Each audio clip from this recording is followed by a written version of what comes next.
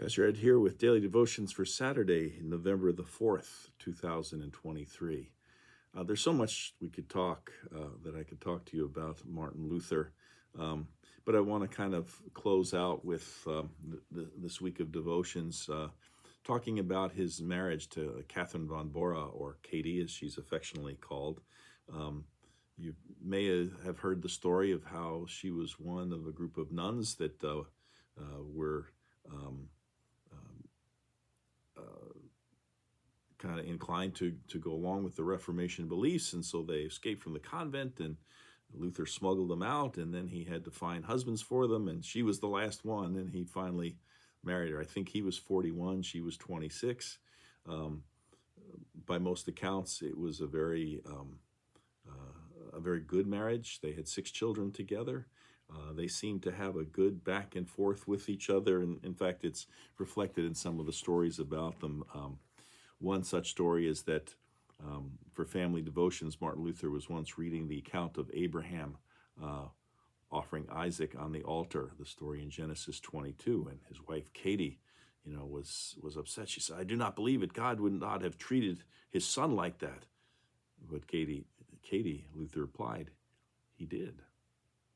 God did sacrifice his son on the cross." But sometimes the tables were turned. I talked about the fact that Luther had some difficult moments.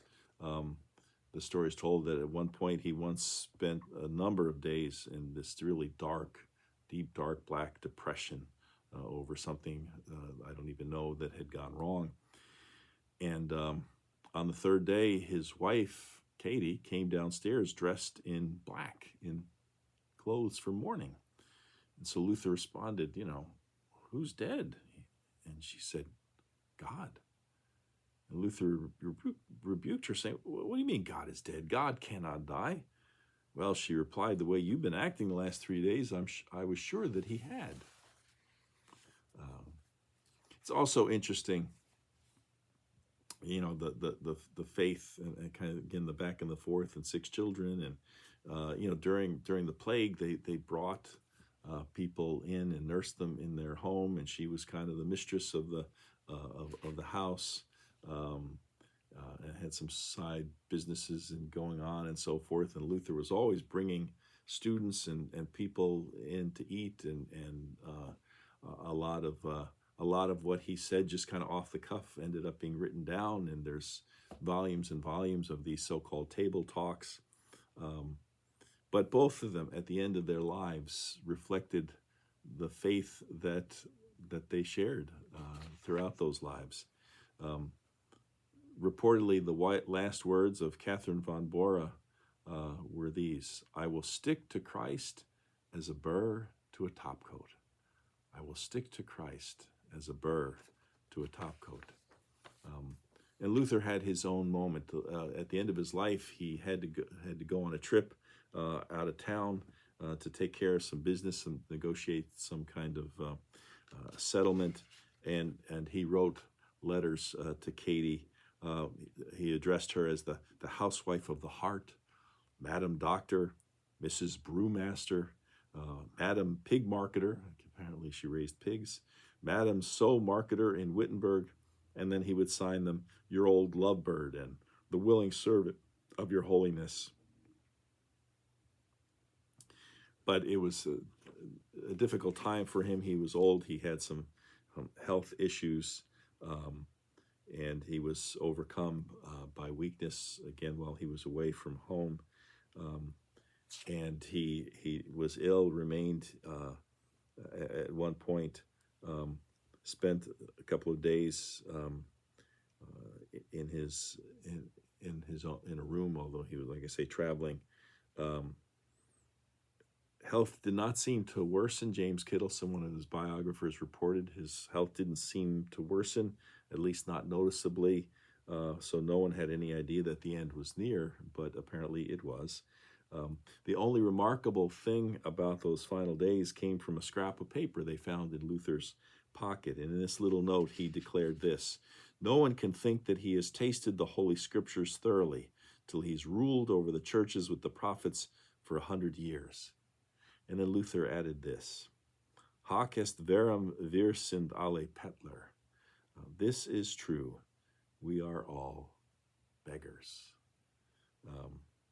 And while he didn't speak them, that little note represents his last words. So Katie was going to stick to Christ like a burr sticks to your coat. And Luther said, this is true. We are all beggars. At the end of his life, in spite of all of the great things he had done, all of his accomplishments, although he had a lot of frustrations and felt as though things had not gone as well as he had hoped, but clearly he had a huge impact on the world, not only in his day, but in the centuries since. But in the end, what does he say? This is true. We are all beggars. We are nothing.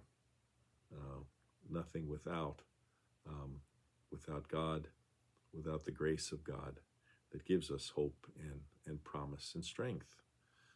And it's with those words that he passed from this life to the next. Well, speaking of passing from one life to the next, tomorrow is All Saints Sunday, that festival of the church year when we remember all of the faithful people who've gone before us. Not the saints that get their own feast days or celebrations on the church calendar, but the ordinary saints, the regular rank and file saints, if you will. But the people who nevertheless had great faith, and that we can emulate and follow in our own lives. And probably all of us, everyone in the church, can think of the saints in our own lives, the people, whether it's family members or church members or whatnot, that served as such a great example for us. So that's tomorrow, All Saints Sunday. We will remember those in our congregation and associated with our membership who have died in the past year with the tolling of the bell.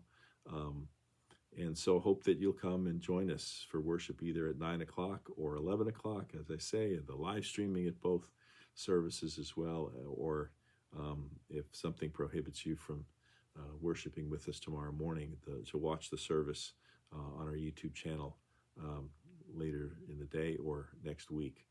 And I'll be back with you again with our Generosity Tuesday next week. Until then, take care. Bye.